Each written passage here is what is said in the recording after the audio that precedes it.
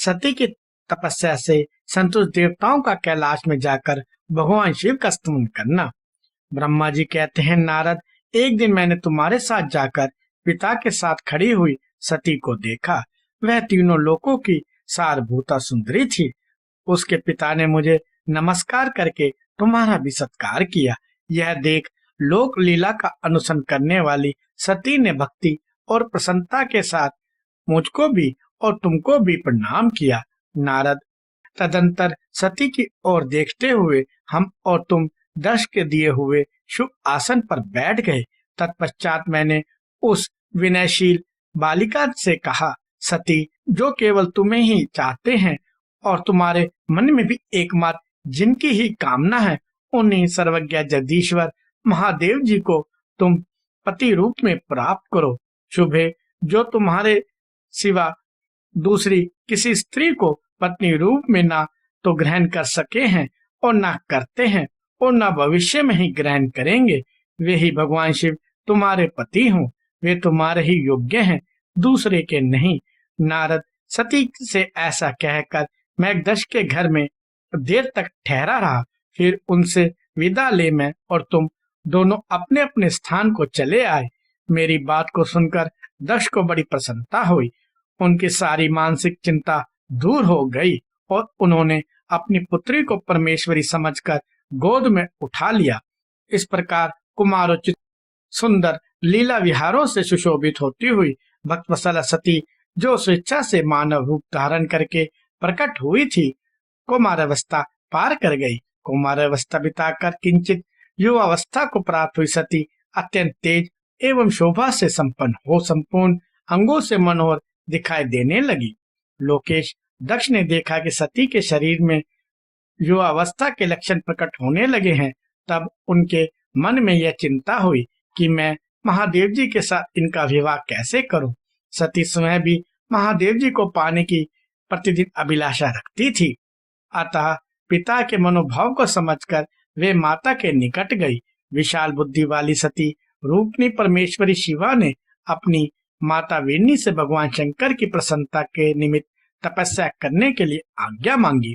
माता की आज्ञा मिल गई। अतः दृढ़ता पूर्वक व्रत का पालन करने वाली सती ने महेश्वर को पति रूप में प्राप्त करने के लिए अपने घर पर ही उनकी आराधना आरंभ की। अश्विनी मास में नंदा, प्रतिपदा, षष्ठी और एकादशी तिथियों में उन्होंने भक्ति पूर्वक गुड़, भात और नमक चढ़ाकर भगवान शिव का पूजन किया और उन्हें नमस्कार करके नियम के साथ उस मास को व्यतीत किया। कार्तिक मास की चतुर्दशी को सजाकर रखे हुए मालपुओं और खीर से परमेश्वर शिव की आराधना करके वे निरंतर उनका चिंतन करने लगी। मार्गशीर मास के कृष्ण पक्ष की अष्टमी तिथि को तिल, जौ और चावल हर की पूजा करके ज्योतिर्मय दीप दिखाकर अथवा आरती करके सती दिन बिताती थी। पौष मास के शुक्ल पक्ष की सप्तमी को रात भर जागरण करके प्रातः काल खिचड़ी का नैवेद्य लगा वे शिव की पूजा करती थी। माघ की पूर्णिमा को रात में जागरण करके सवेरे नदी में नहाती और गीले वस्त्र से ही तट पर बैठकर भगवान शंकर की पूजा करती थी। फागुन मास में कृष्ण पक्ष की चतुर्दशी तिथि को रात में जागरण करके उस रात्रि के चारों पहरों में शिव जी की विशेष पूजा करती और नटों द्वारा नाटक भी कराती थी। चैत मास के शुक्ल पक्ष की चतुर्दशी को वे दिन रात शिव का स्मरण करती हुई समय बिताती और ढाक के फूलों तथा दोनों से भगवान शिव की पूजा करती थी। वैशाख शुक्ल तृतीया को सती तिल का आहार करके रहती और नए जौ के भात से रुद्रदेव की पूजा करके उस महीने को बिताती थी। ज्येष्ठ की पूर्णिमा को रात में सुंदर वस्त्रों तथा भटकटैया के फूलों से शंकर जी की पूजा करके वे निराहार रहकर ही वह मास व्यतीत करती थी।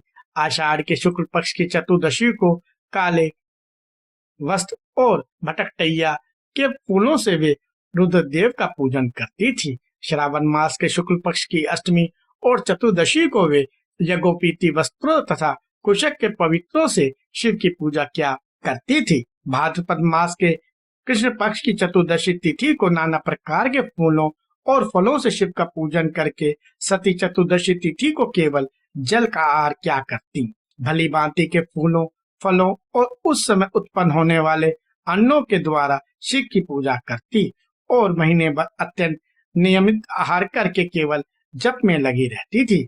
सभी महीनों में सारे दिन सती शिव की आराधना में ही संलग्न रहती थी। अपनी इच्छा से मानव रूप धारण करने वाली वे देवी दृढ़ता पूर्वक उत्तम व्रत का पालन करती थी। इस प्रकार नंदा व्रत को पूर्ण रूप से समाप्त कर भगवान शिव में अनन्य भाव रखने वाली सती एकाग्रचित हो बड़े प्रेम से भगवान शिव का ध्यान करने लगी तथा उस ध्यान में ही निश्चल भाव से स्थित हो गई। मुनि, इसी समय सब देवता और ऋषि भगवान विष्णु और मुझको आगे करके सती की तपस्या देखने के लिए गए। वहां आकर देवताओं ने देखा सती मूर्तिमती दूसरी सिद्धियों के समान जान पड़ती है। ये भगवान शिव के ध्यान में निमग्न हो उस समय सिद्धि अवस्था को पहुंच गई थी। समस्त देवताओं ने बड़ी प्रसन्नता के साथ वहां दोनों हाथ जोड़कर सती को नमस्कार किया। मुनियों ने भी मस्तक झुकाए तथा श्री हरि आदि के मन में प्रीति उमड़ आई। श्री विष्णु आदि सब देवता और मुनि आश्चर्यचकित हो सती देवी की तपस्या की भूरी भूरी प्रशंसा करने लगे। फिर देवी को प्रणाम करके वे देवता और मुनि तुरंत ही गिरिश्रेष्ठ कैलाश को गए, जो भगवान शिव को बहुत ही प्रिय है। सावित्री के साथ मैं और लक्ष्मी के साथ भगवान वासुदेव भी प्रसन्नता पूर्वक महादेव जी के निकट गए।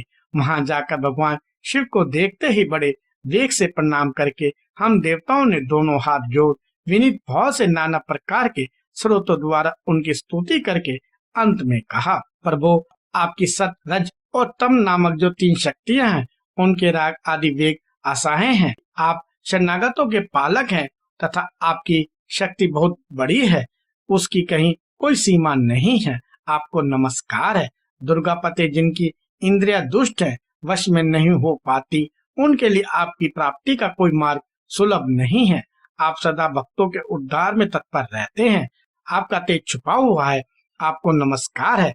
आपकी माया शक्ति रूपा जो अहम बुद्धि है, उससे आत्मा का स्वरूप ढक गया है। अतएव यह मूढ़ बुद्धि जीव अपने आप को नहीं जान पाता। आपकी महिमा का पार पाना अत्यंत कठिन ही नहीं, सर्वथा असंभव है। हम आप महाप्रभु को मस्तक झुकाते हैं। ब्रह्मा जी कहते हैं, नारद, इस प्रकार महादेव जी की स्तुति करके श्री विष्णु आदि सब देवता उत्तम भक्ति से मस्तक झुकाए प्रभु शिव के आगे चुपचाप खड़े हो गए।